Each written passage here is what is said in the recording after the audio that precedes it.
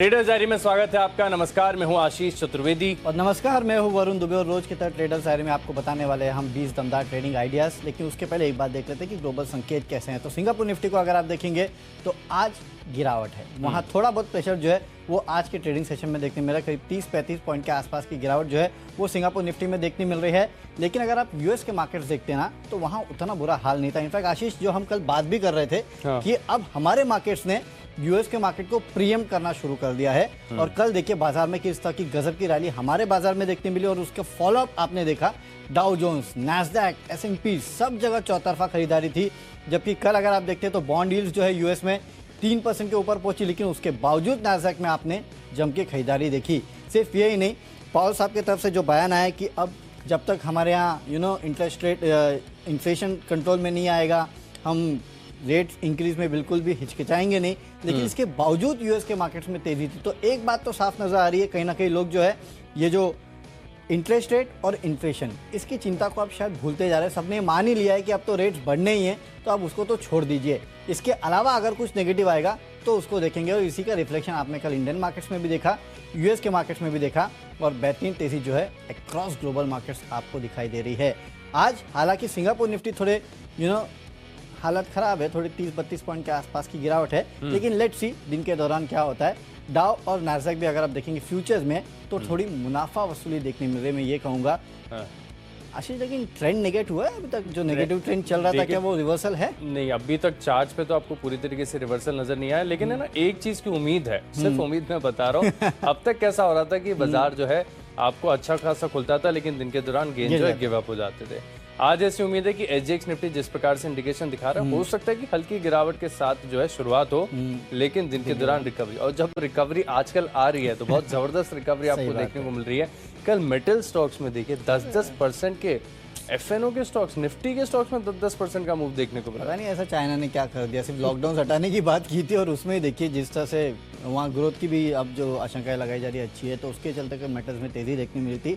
पता नहीं आज कौन सा सेक्टर होगा जो कि काफी अच्छा प्रदर्शन करेगा। ऐसा कोई सेक्टर अभी तक तो नजर नहीं आ रहा, लेकिन हाँ कोई ना कोई सेक्टर तो होगा जो आज भी सहारा देगा। और आशीष, एक बात अच्छी है, अगर ऐसे दिग्गज सेक्टर्स चलते हैं तो मार्केट को काफी बड़ा सहारा मिलता है। अब यहाँ से या तो 16,100 पहले आएगा या 16,500 पहले आएगा। बीच में आप अटके हुए हैं। देखते हैं आज किस तरह का ट्रेंड देखने मिलता है। लेकिन जैसे कि आप कह रहे हैं कि हो सकता है आज शुरुआत में थोड़ी बहुत गिरावट देखने मिले, उसके बाद दिन के दौरान मार्केट में तेजी आ सकती है। तो fingers cross, hope mid week trading session जो है वो बाजार के लिए अच्छा हो। लेकिन शुरुआत करते हैं हमारे स्टॉक से साथ। आशीष, कुछ बिकवाली की है आज? बिकवाली करनी पड़ेगी। देखिए, दरअसल अभी तक बाजार का मूड माहौल ऐसा नहीं कि सिर्फ खरीदारी वाले स्टॉक के साथ चले जाओ, तो ढूंढने पड़ रहे हैं। मुश्किल हो रही है। कल के ब्रेकआउट्स के बाद जो है ना, आज शॉर्ट कॉल्स ढूंढने में काफी दिक्कत हुई है। चलिए, काफी दिक्कत हुई है, लेकिन इसके बावजूद हम शॉर्ट कॉल्स लेके आए हैं।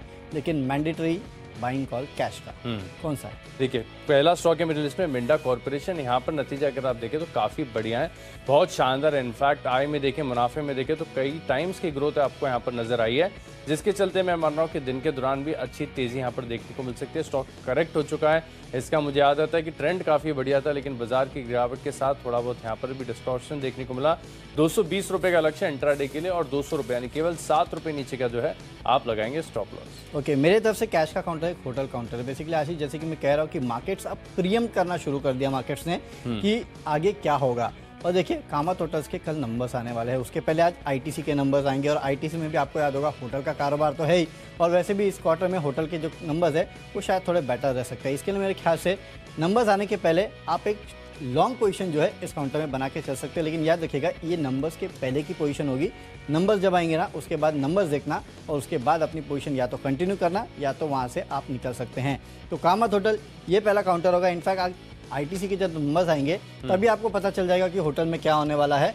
और इसके चलते कहीं ना कहीं जो होटल काउंटर्स है उनको आप अपने रडार पर रखिएगा। कामत होटल ये पहला काउंटर होगा 79 के लक्ष्य के लिए। 73 का आपको एक स्टॉप लॉस भी रखना है। अब चलते हैं अगली कैटेगरी, जो कि फ्यूचर्स की कैटेगरी। देखिए, फ्यूचर्स में एक स्टॉक मैंने बेचा है और वो है डॉक्टर लाल का। नतीजे अगर आप देखेंगे तो काफ़ी कमज़ोर है। रेवेन्यूज़, एबिटा मार्जिन, मुनाफा अगर आप देखेंगे तो हर जगह हमारे अनुमान से कमज़ोर नतीजे हैं। एबिटा मार्जिन देखिए, 27.3 का अनुमान था, 25.1 पे आए हैं, 28.2 से कम होके। मुनाफा कंपनी का 486 करोड़ पे आया है, 534 करोड़ के आसपास का अनुमान था, माफ़ कीजिएगा। और मुनाफा जो है 95 करोड़ का अनुमान था, करीब 60 करोड़ के आसपास से निकल के आया है। तो हर पैमाने पे कमज़ोर नतीजे इस कंपनी के, नो डाउट डिविडेंड दिए 6 रुपये का, लेकिन नतीजे कमज़ोर है। सिर्फ एक ही बात आपको बोलना चाहूँगा, लगातार पिछले कुछ दिनों से आपने देखा कि डॉक्टर लाल में गिरावट देखने मिल रही थी। कल भी मार्केट में जब तेज़ी आई तभी भी डॉक्टर लाल में अगर आप देखेंगे तो गिरावट थी। तो शायद ये ओवरसोल्ड जोन में है, लेकिन नतीजे तो कमज़ोर है। एक ही इसके लिए बोलो कि स्टॉप लॉस जो है वो काफ़ी स्ट्रिक्ट रखना, क्योंकि इसके पहले भी हमने देखा था टाटा मोटर्स नतीजे कमज़ोर थे लेकिन उसके बाद रिबाउंड देखने मिला। तो अगर हल्का फुल्का भी रिबाउंड आता है ना तो आप इस स्टॉक से निकल जाइए, फिर आपको अपनी पोजीशन नहीं रखनी है इस काउंटर में। अगर गिरता है तो आप अपनी पोजीशन कंटिन्यू कर सकते हो। तो स्टार्टिंग में 5-10 मिनट देखिएगा किस तरह का मूव डॉक्टर लाल में देखने मिलता है, उसके बाद आप चाहिए तो अपनी पोजीशन को आगे बढ़ा सकते हैं। तो पहला सेल कॉल है डॉक्टर लाल में। अच्छा, मैं कर रहा हूँ फ्यूचर्स में खरीदारी और मैं मान रहा हूँ कि बैंक्स एनबीएफसीज में अभी भी काफी स्टीम बचा हुआ है। अभी जो कल की तेजी आई इसमें खास तौर पर आप देखें तो एक तो मेटल्स का बड़ा योगदान था, इसके अलावा आईटी स्टॉक्स ने भी काफी बढ़िया प्रदर्शन किया, लेकिन बैंक्स फाइनेंशियल्स ये अभी भी खुल के पूरी तरीके से जो है पार्टिसिपेट नहीं कर रहे हैं। यहाँ पर बड़ी बाइंग आ नहीं रही है। एक स्टॉक है जो मेरे रडार पर है, वो है चोला इन्वेस्टमेंट्स। यहाँ पर फ्यूचर्स में आपको खरीदारी करके चलनी चाहिए। मुझे लग रहा है वीकली चार्ट जिस प्रकार का है, यहाँ पर एक अच्छी तेजी आपको देखने को मिल सकती है। डेली चार्ट भी काफी कंफर्टेबल है, तो 675 रुपए का लक्ष्य है। यहाँ पर आप इंट्राडे में पोजीशंस बनाकर चल सकते हैं और 648 रुपए का जो है आपको स्टॉप लॉस ध्यान में रखना है। अच्छी तेजी चोला इन्वेस्टमेंट में दिन के दौरान देखने को मिल सकती है। फिलहाल एसजीएक्स निफ्टी भी देखें तो केवल 20 अंकों की जो गिरावट है वो आपको इंडिकेट कर रहा है, तो खरीदारी होगी आज। मतलब आज थोड़ा कन्विक्शन आ रहा है वरुण, बिकवाली करने में डर लग रहा है, लेकिन खरीदारी वाले जो स्टॉक्स है ना वहाँ पर तो नो डाउट आपको जो है आज कन्विक्शन के साथ खरीदारी करनी चाहिए। लिस्ट को आगे बढ़ाते हैं। अगली हमारी जो कैटेगरी है वो है ऑप्शंस की, और ऑप्शंस में करेंगे बिकवाली। एक ऐसा पैक है जो पूरे 1 साल हो गया पैसा बना के दे ही नहीं रहा है, और बहुत गिने चुने ऐसे स्टॉक्स हैं जिनमें पैसा बन रहा है। फार्मा, फार्मा से ज्यादा निराशाजनक कुछ भी नहीं है। देखिए बाजार की तेजी आई तब ये चले नहीं, अब बाजार की गिरावट में लगातार ब्रेकडाउन है, कंटिन्यूस गिरावट देखने को मिल रही। 2 दिन पहले बायोकॉन का पुट ऑप्शन दिलाया था, वहां पर दिन के दौरान 2% की गिरावट आई, लक्ष्य जो है हमारे हासिल होते नजर आए। अब बारी है औरबिंदो फार्मा की। यहाँ पर भी देखें आप पुट ऑप्शन के माध्यम से बिकवाली करके चल सकते हैं। दिन के दौरान गिरावट देखने को मिल सकती है, तो क्या करेंगे आप 530 रुपए की जो पुट ऑप्शन है यहाँ पर खरीदारी करें। मैं मान रहा हूँ इस पुट ऑप्शन की वैल्यू दिन के दौरान हो जाएगी 20 रुपए के करीब। आपको 11.5 रुपए का जो है लगाना है स्टॉप लॉस। चलिए, एक पुट ऑप्शन खरीदने की मैं भी सलाह दे रहा हूँ आशीष, और वो है आईओसी का। बेसिकली अगर आप देखेंगे नतीजे नो डाउट ग्रोथ है लेकिन अनुमान से कम है, ये आप याद रखिएगा। आप हर पैमाने पे देख लीजिएगा। कंपनी के रेवेन्यूज़ हमारा अनुमान कुछ और था, यहाँ पे करीब 6.5% के आसपास की बढ़ोतरी है। मार्जिन्स 6.9% से बढ़ के 5.9% से बढ़ के 6.5 पे आया है, लेकिन 7% का अनुमान था। मुनाफा अगर आप देखेंगे तो 8,900 करोड़ का अनुमान था, 6,021 करोड़ के आसपास आया है। बोनस अगर 1:1 का बोनस देते तो शायद मार्केट काफ़ी खुश होता, लेकिन 2 शेयर पे 1 शेयर का बोनस दिया है, तो बोनस में भी उतना मज़ा नहीं है जितना कहीं ना कहीं मार्केट मान के चल रहा था। तो ये सब जो अच्छी चीज़ें हैं इस स्टॉक में ऑलरेडी फैक्टर इन है, और उतना अच्छा कुछ हुआ नहीं है। इसके लिए मुझे लगता है कि हो सकता है कि आज आईओसी में आपको ऊपरी 100 पे थोड़ी गिरावट देखने मिले। इसके लिए 124 का जो पुट ऑप्शन है ना वो खरीद के चलेगा। 4 रुपये के लक्ष्य के लिए 2 रुपये का आपको स्टॉप लॉस रखना है। यहाँ भी मैं यही कह रहा हूँ कि मार्केट खुलने दीजिए, इसको सेटल होने दीजिए, उसके बाद देखिए किस तरह की पोजीशन लेना है। एकाएक आपको जंप नहीं मारना है इस काउंटर पे, थोड़ा रुकिए, सेटल होने दीजिए स्टार्टिंग के 10 मिनट में, और उसके बाद आपको देखना है कि आईओसी में क्या करना है। लेकिन हाँ, नतीजे और जो बोनस आया है वो अनुमान से थोड़ा कम है। तो चलिए, कैश फ्यूचर्स ऑप्शंस यहाँ तक तो पहुँच चुके हैं, आगे स्टॉक्स बताएंगे। बढ़ते हैं अपनी अगली कैटेगरी यानी टेक्नोपेक, वरुण से जानते हैं। ओके, जैसे कि आशीष आपने कहा कि बैंकिंग काउंटर्स, यहाँ पे आपको कहीं ना कहीं कन्विक्शन है, तो एक ऐसा ही बैंक है जहाँ पे मुझे कन्विक्शन है, और वो है कोटक बैंक। यहाँ पे आपको नजर रखनी है। अगर आप इस कंपनी का चार्ट निकाल के देखेंगे तो आपको समझ में आएगा कि कल एक लेवल था इंपॉर्टेंट जिसको इस कंपनी ने ब्रेक किया 1830 के आसपास का, और उसके ऊपर जो है क्लोजिंग दी है। अगला लेवल जो इस काउंटर के लिए निकल के आता है वो है 1856 का, और उसके बाद जो लेवल निकल के आता है वो है 1888 का। ये दोनों लेवल जो है काफ़ी इंपॉर्टेंट है। अगर आप देखेंगे रेजिस्टेंस के लिहाज से इन लेवल्स तक जो है ये काउंटर जा सकता है। इसके लिए खरीदारी की सलाह दे रहा हूँ 1890 की। 1820 का आपको स्टॉप लॉस भी रखना है। लेवल जो मैंने बताया वहाँ पे आप नज़र रखिएगा, ये जो है काफ़ी इंपॉर्टेंट रेजिस्टेंस है। एक लेवल टूटेगा तो अगला लेवल आते जाए। बड़ा रिग्रेट हो रहा है वरुण अब आपकी लिस्ट में देख के इसको, क्योंकि मेरी लिस्ट में था ये। समहाउ क्योंकि स्टॉक्स ढूंढने में इतने खो गए कि ये कोटक महिंद्रा बैंक मुझसे रह गया। यहाँ पर मेरा भी पूरी तरीके से कन्विक्शन है। एक तर्क और ऐड कर देता हूँ, जहाँ तक मुझे याद है वीकली पीरियड पे आप देखेंगे तो 30 टाइम पीरियड एवरेज को जो है इसने क्रॉस कर दिया है। स्ट्रक्चर बढ़िया लग रहा है और रेजिस्टेंस की जो बात करें ना, चार्ट दूर से देखेंगे तो ऐसा लगेगा कि रेजिस्टेंस टूट जाएगा। लगता तो यही है। हाँ, कल पहला रेजिस्टेंस टूटा है, वो 1835 के 1834 के आसपास और उसके ऊपर क्लोजिंग दी है इसने जाके। मैं एक्चुअली इसके क्लोजिंग लेवल के लिए रुका था कि इस लेवल के ऊपर जाके क्लोजिंग देता है कि नहीं, और उसके ऊपर जाके इसने क्लोजिंग दिया तो वो लेवल तो निकल गया।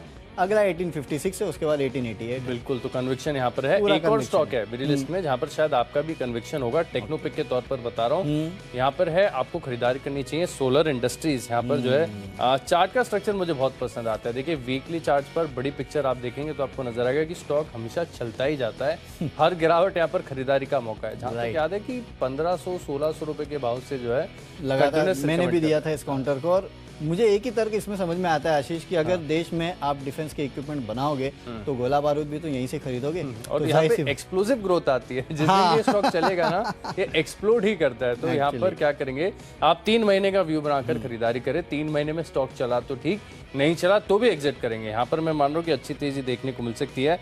आप खरीदारी करके चल सकते हैं 3275 रुपए के लक्ष्य के लिए। सोलर इंडस्ट्री जो है, इसका सोलार से कोई लेना देना नहीं है। फिर से बता दो, ग्रीन एनर्जी से कोई लेना देना नहीं है। गोला बारूद जो है एक्सप्लोजिव जो है कंपनी बनाती है, एक्सप्लोजिव की पीयर कंपनी। हाँ, वही पीयर कंपनी है। यहाँ पर आपको खरीदारी करनी चाहिए। लिस्ट को आगे बढ़ाते हैं। अगली हमारी कैटेगरी है फंडा पिक, और फंडा पिक के लिहाज से स्टॉक को कर रहा हूँ रिपीट। कल मैंने आईपीएल स्टॉक के लिहाज से जो स्टॉक आपको बताया था, जो चार्ट्स पे आ रहा था कि काफी बढ़िया है, वो है नोसेल। अब मुझे पता नहीं था ऑनेस्टली कि इसके नतीजे आने वाले, और नतीजे भी इतने अच्छे आ जाएंगे मैंने सोचा नहीं था। कल जब शाम को नतीजे देखे, बहुत बढ़िया नतीजे लग रहे हैं। अब टेक्निकल्स भी अच्छे हैं और नतीजे भी बढ़िया आ रहे हैं, तो फिर इसको मिस क्यों करना है। और लंबी पिक्चर देखेंगे। कल 12 महीने का टारगेट मैं दे रहा था 280 का, आज 290 का टारगेट है 6 से 9 महीने का। आप कल आएंगे तो 2 से 3 महीने दे देंगे, मुझे पक्का पता है, क्योंकि मैंने आपसे कल ही कहा था ये स्टॉक जब चलना शुरू होता है तो आपका 280-290 का टारगेट हफ्ते भर में निकाल देगा ये। तो यहाँ पर जो है आपको खरीदारी करनी चाहिए नोसेल में 290। आगे ड्यूरेशन देखेंगे कैसे रिवाइज कर रहे हैं, लेकिन अभी फिलहाल के लिए 6 से 9 महीने का व्यू है। चलिए, तो नोसेल ये वो काउंटर है जहाँ पे आपको खरीदारी करना है। 6 से 9 महीने आशीष कह रहे हैं, लेकिन इसके पहले टारगेट आ जाएंगे। इतना कन्विक्शन तो है इस काउंटर को लेके। चलिए, मेरे तरफ से जो फंडा पिक है वो है एक्रेसिल। यहाँ पे आपको खरीदारी करना है क्योंकि इस कंपनी के नतीजे आए हैं। रेवेन्यूज 38% बढ़े हैं। एबिटा मार्जिन अगर आप देखेंगे तो ऑलमोस्ट फ्लैट, थोड़ी सी बढ़ोतरी है 20.2% से बढ़ के 20.3%, और मुनाफा जो है इसमें 14% के आसपास की बढ़ोतरी हुई है। देखिए, इस माहौल में अगर कोई कंपनी अपने मार्जिन्स मेंटेन भी कर लेना तो वो बहुत बड़ी बात है। और इस कंपनी ने अपने मार्जिन्स मेंटेन नहीं, थोड़े बहुत सुधारे हैं, तो उसके चलते आपको तेजी देखने मिलेगी। और 8 रुपये प्रति शेयर के डिविडेंड का ऐलान भी इस कंपनी ने किया है। हमारे काफ़ी सारे एक्सपर्ट्स के राडार पर भी कंपनी लगातार रहती है, तो मेरे ख्याल से अच्छे नतीजों के चलते यहाँ पर आपको खरीदारी करना है। 715 के लक्ष्य के लिए 675 का स्टॉप लॉस रखना है। अब चलते हैं अगली कैटेगरी जो कि है आईपीएल कैटेगरी। और आईपीएल में देखिए, उन स्टॉक्स में आपको खरीदना है, फंडामेंटल अच्छे हैं, कोई दिक्कत की बात है नहीं, गिर चुके हैं मार्केट की गिरावट के साथ, तो खरीद लीजिएगा। ये मैं हमेशा आपको कहते जा रहा हूँ। और बाटा इंडिया, आशीष मेरे ख्याल से आपके रडार पे भी रहा है ये काउंटर, और यहाँ पे आपको खरीदारी करना है। तो टेक्निकल सपोर्ट तो पूरा है, निश्चित तौर से अगर आप देखेंगे तो एक बेहतरीन रिकवरी इस काउंटर में देखने मिल रही है। कल भी अच्छी खासी तेजी थी, 4-5% के आसपास की। मुझे लगता है ये तेजी जो है वो लंबी अवधि के लिए जारी रह सकती है। 2000 के आसपास के लेवल अगले 4 से 6 महीने में काउंटर आपको दिखा सकता है। 1760 के आसपास का स्टॉप लॉस रखना है। और आशीष, सबसे बड़ी बात तो आपने कहा था नॉन डिस्क्रिशनरी। मुझे लगता है कि ब्याज दरों में अगर बढ़ोतरी हो या फिर किसी भी तरह की स्पेंडिंग में कमी हो, जूते चप्पल तो पहनने ही है। बाटा के जूते चप्पल तो ऐसे है कि जो आपको रोज ऑफिस जाओ, बाहर जाओ तो आपको पहनने, तो कहीं ना कहीं वो जो प्राइस बैंड है उसमें कंपनी सबसे अच्छा फिट करती है। इसके लिए बाटा इंडिया यहाँ पे खरीदारी करना। तो बिल्कुल बाटा इंडिया में जो है 6 महीने का व्यू बनाकर आप निवेश करके चल सकते हैं। निवेश वाला स्टॉक अपना बताता हूँ, बहुत रिकरिंग रहा है लिस्ट में, काफी बार रिपीट कर रहा हूँ। सुमिटोमो केमिकल्स, कल के सत्र में भी 6% की तेजी आई है। वीकली चार्ट देखें, मंथली चार्ट देखेंगे, आपको नजर आएगा कि स्टॉक के साथ बिल्कुल बने रहना चाहिए, अपने पोर्टफोलियो में शामिल करके रखें। और बाजार में देखें तो इतना क्योस हुआ है, लेकिन इस स्टॉक के ऊपर बिल्कुल भी असर देखने को नहीं मिला। इतने स्ट्रॉन्ग टेक्निकल्स हैं, फंडामेंटल्स, प्रमोटर बैकग्राउंड, हर लिहाज से देखें तो सर्वगुण संपन्न कंपनी है। अपने पोर्टफोलियो में शामिल कीजिए 9 से 12 महीने का व्यू बनाकर, और करीब करीब 550-600 रुपए तक के जो स्तर हैं ये स्टॉक आपको दिखा सकता है। पोर्टफोलियो से हटाइएगा नहीं, बाय होल्ड जो कैटेगरी वाले स्टॉक होते हैं इनमें से एक है, यहाँ पर आपको खरीदारी करनी चाहिए। लिस्ट को आगे बढ़ाते हैं। अगली हमारी कैटेगरी है खबरों के दम पर, और खबरों के दम पर नहीं, आज भी नतीजों के दम पर स्टॉक मैंने चुना है। EID पेरी, यहाँ पर आपको खरीदारी करनी है।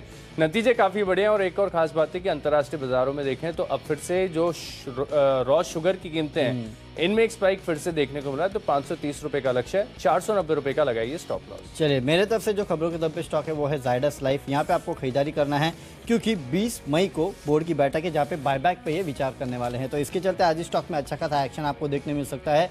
365 के लक्ष्य के लिए खरीदारी करना है, 342 के आसपास का स्टॉप लॉस भी आप रखेगा। तो चलिए खबरों के दम तक पहुंच चुके हैं, आखिरी कैटेगरी माई चॉइस की है। बढ़ते हमारी आखिरी कैटेगरी यानी माई चॉइस की तरफ। यहाँ पर पहला स्टॉक मिडिल लिस्ट में ब्लू डार्ट खरीदारी करनी चाहिए। यहाँ पर देखिए टेक्निकल्स मुझे काफी लंबे समय से पसंद आ रहे हैं, स्टॉक में दमखम है कि बड़ा मूव दे सकता है, तो यहाँ पर केवल एक हफ्ते का यानी 7 दिन का जो है व्यू बनाकर आप चल सकते हैं। और मैं मान लूँ जिस प्रकार के टेक्निकल्स हैं यहाँ पर आपको बढ़िया तेजी देखने को मिल सकती है। 7,415 रुपए का जो है यहाँ पर लक्ष्य होगा। दूसरा स्टॉक मिडिल लिस्ट में इंडियन होटल्स, यहाँ पर भी देखें तो गिरावट के बाद, करेक्शन के बाद अब फिर से रिवर्सल के संकेत सामने आ रहे हैं। मैं मान लूँ कि तेजी यहाँ पर देखने को मिल सकती है। 250 रुपए का लक्ष्य है, 225 रुपए का लगाइए स्टॉप लॉस। और आखिरी स्टॉक मिडिल लिस्ट में गॉडफ्रे फिलिप्स, ये भी देखें तो लंबे समय से स्टॉक ज्यादा चला नहीं है, लेकिन यहाँ पर स्ट्रक्चर ये इशारा कर रहा है कि तेजी यहाँ पर आ सकती है, तो तेजी से पहले आप खरीदारी कीजिए। 1250 रुपए के लक्ष्य के लिए 1135 रुपए का लगाइए stop loss. Okay, my choice में सबसे पहला काउंटर है न्यूक्लियर सॉफ्टवेयर। यहाँ पे आपको खरीदारी करना है। जो नंबर्स इस कंपनी के आए हैं वो काफ़ी बेहतरीन है। आप देखिए रेवेन्यूज में करीब 26% के आसपास की क्वार्टर बढ़ोतरी देखनी है और मार्जिन देखिए 1.3% से बढ़ के 13.2% पे आए हैं और मुनाफा अगर 8 करोड़ से बढ़ के 18 करोड़ पे आया है, तो हर पैमाने पे नतीजे अच्छे हैं। इसका इम्पैक्ट देखने मिलेगा। 410 के लेवल के लिए खरीदारी करना है, 385 का आपको स्टॉप लॉस रखना है। अगला काउंटर है एंजल वन का। कल अगर आप देखेंगे तो इस काउंटर में काफ़ी बेहतरीन ब्रेकआउट देखने मिला था और ये उन कैटेगरी ऑफ स्टॉक्स में से है जिनमें एक बार ब्रेकआउट आता है तो लगातार काउंटर में तेजी देखने मिलती है। तो मेरे ख्याल से मोमेंटम में है स्टॉक। इस मोमेंटम को आपको प्ले करना चाहिए। 1510 के लेवल के लिए 1450 के आसपास का आपको एक strict stop loss base counter में रखना है। लेकिन हाँ, एक काम कीजिएगा, लगातार अगर मार्केट में या मिड कैप्स में तेजी आती है ना, तो अपने स्टॉप लॉस और टारगेट्स दोनों को आप ट्रेल कर सकते हैं। और आखिरी काउंटर एक शुगर काउंटर। यहाँ पे आपको खरीदारी करना है दालमिया भारत शुगर, क्योंकि जिस तरह से अगर आप देखेंगे तो महाराष्ट्र में खासकर शुगर कंपनीज को जो मई के बाद क्रशिंग जारी रखेगी उनको सरकार की तरफ से 200 रुपये के आसपास का इंसेंटिव दिया जा रहा है। तो इस इंसेंटिव की खबर के चलते जितनी महाराष्ट्र बेस्ड शुगर कंपनियां हैं ना, वहाँ पे आज आपको थोड़ी बहुत तेज़ी देखने मिल सकती है। इसके लिए शुगर काउंटर्स को अपने रडार पर रखेगा। दालमिया भारत शुगर, यहाँ पे आपको खरीदारी करना है 455 के लक्ष्य के लिए 428 का एक स्ट्रिक्ट स्टॉप लॉस भी आपको इस काउंटर में रखना है। तो चलिए स्टॉक्स तो हमने आपको बता दिए, फटाफट एक बार बता देते हैं कि कौन से स्टॉक्स को हमने अपने टीम में शामिल किया है। कैश का काउंटर है कामत होटल। यहाँ पे आपको खरीदारी करना है। फ्यूचर्स और ऑप्शंस में आपको करनी है बिकवाली। डॉक्टर लाल में करनी है बिकवाली कमजोर नतीजों के चलते, और ऑप्शंस में आईओसी का 124 का पुट ऑप्शन आपको खरीदना है। लेकिन इन दोनों ही स्टॉक्स में बिकवाली अगर आप करेंगे तो मार्केट खुलने के बाद थोड़ा रुकिए, उसके बाद बिकवाली कीजिएगा। टेक्निकल स्टॉक पसंद है, कोटक बैंक का यहाँ पे खरीदारी करना है। 1890 के लेवल के लिए फंडामेंटली एक्रेसिव नतीजे अच्छे आए हैं, उसके चलते आपको खरीदना है। आईपीएल स्टॉक है बाटा, अगले 6 महीनों में 2000 के लेवल देखने मिल सकते हैं। खबरें जायडस लाइफ में है, इसके चलते खरीदारी कीजिएगा। माई चॉइस में न्यूक्लियर सॉफ्टवेयर, एंजल वन और दालमिया भारत शुगर, ये तीनों स्टॉक्स में आपको करनी है खरीदारी। और आज का मेरा बेस्ट पिक है जायडस लाइफ। यहाँ पे आपको खरीदारी करना है क्योंकि 20 मई को बोर्ड की बैठक है जहाँ पे बायबैक पे विचार करने वाले हैं। इसके चलते स्टॉक में अच्छी खासी तेजी आज हो सकती है। 365 के लक्ष्य के लिए खरीदारी कीजिएगा। 342 का आपको रखना है स्ट्रिक्ट स्टॉप लॉस। तो कैश का स्टॉक है मिंडा कॉर्पोरेशन। चोला इन्वेस्टमेंट के फ्यूचर्स में करेंगे खरीदारी और दिन के दौरान जो है ऑरबिंदो फार्मा में गिरावट आ सकती है। ऐसे में 530 रुपये का जो पुट ऑप्शन है खरीदारी करके चलेंगे। टेक्निकली सोलर इंडस्ट्रीज बढ़िया लग रहा है, 3 महीने का व्यू बनाकर निवेश कर सकते हैं और फंडामेंटली नतीजे अच्छे हैं। चार्ट का स्ट्रक्चर भी बढ़िया, नोसेल में करेंगे खरीदारी और निवेश के लिए आज से खरीदना है सुमिटोमो केमिकल्स, 550 रुपये का लक्ष्य होगा। नतीजों का असर देखने को मिलेगा EID पेरी में। ब्लू डार्ट में आएगी तेजी। इंडियन होटल्स में करे खरीदारी और गॉडफ्रे फिलिप्स भी है चलने को तैयार। इन 10 स्टॉक्स में मेरा कन्विक्शन सबसे ज्यादा है। निवेश के लिहाज से खरीदिए सुमिटोमो केमिकल्स, अच्छे फंडामेंटल्स और बेहतरीन टेक्निकल्स का बढ़िया तालमेल है। 550 रुपये के लक्ष्य आप स्टॉक में निवेश करेंगे। चलिए, तो 550 के आसपास के लेवल के लिए आपको सुमिटोमो केमिकल में करनी है खरीदारी। तो एक अच्छा स्टॉक है। और आशीष, ये स्टॉक एक जमाने में मेरे भी रडार पे रहा था, जब अच्छी खासी तेजी मेरे ख्याल से 300 के आसपास तब ट्रेड करता था। तब पहले बार मैंने इस काउंटर को देखा था और उसके बाद लेना शुरू किया था इस काउंटर को। लेकिन देखिए वहाँ से अब करीब 400 के आसपास के लेवल के आसपास ये पहुंच चुका है। सबसे अच्छी बात इस स्टॉक की ये है ना, ये धीरे धीरे चलता है, धीरे धीरे बहुत आराम से चलता है। किसी को पता भी नहीं चलेगा कि कब ये 300 का 400 हो गया, 400 का 500 हो गया। लेकिन रिटर्न्स ऐसे ही स्टॉक में मिलते हैं आशीष, जहाँ पे आपको मार्केट की गिरावट के साथ स्टॉक ज्यादा रिएक्ट करता नहीं है और जैसे ही मार्केट में तेजी आती है वैसे ये धीरे धीरे चलना शुरू हो जाते हैं। ऐसे काफ़ी सारे और स्टॉक्स हैं। मैं आगे जाके जब आईपीएल स्टॉक्स में हम लेंगे ना, तो उन स्टॉक्स को शामिल करने की कोशिश करूंगा जहाँ पे मार्केट की गिरावट के साथ ज़्यादा गिरावट नहीं आती, लेकिन जब तेज़ी आती है तो चलना शुरू होते हैं। बहरहाल एक बार एसजीएक्स निफ्टी को भी देख लेते हैं किस तरह की वहाँ तेज़ी या फिर गिरावट देखने मिल रही है। मेरे ख्याल से करीब 40 पॉइंट के आसपास की गिरावट जो है, 35 पॉइंट के आसपास की गिरावट जो है अभी भी सिंगापुर निफ्टी में देखने मिल रही है। यानी कि शो की शुरुआत आशीष जब हमने की थी तब भी इसी तरह की गिरावट थी। उसके बाद हमने देखा थोड़ी बहुत रिकवरी आई, 20 पॉइंट के आसपास की गिरावट थी, लेकिन फिर से गिरावट जो है वो 35 पॉइंट के आसपास हो चुकी है। यानी कि सिंगापुर निफ्टी को खुद को नहीं पता करना क्या है, कंफ्यूज है। तो चलिए इस कंफ्यूजन को दूर करेंगे, है ना। और जाहिर सी बात है सिंगापुर निफ्टी भी रिएक्ट करेगा हमारे निफ्टी पे। तो किस तरह का निफ्टी में आज आपको चाल देखने मिल सकती है, कल की खरीदारी के बाद क्या फॉलोअप बाइंग देखने मिलेगी।